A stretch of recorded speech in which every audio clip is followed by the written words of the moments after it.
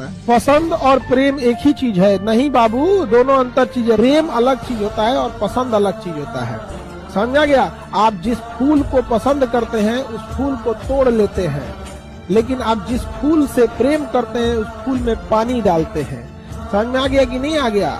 माता पिता आपको प्रेम करते हैं, इसलिए आप घर से दूर रहिए या घर में पास रहिए, हमेशा आपके बारे में सोचते हैं।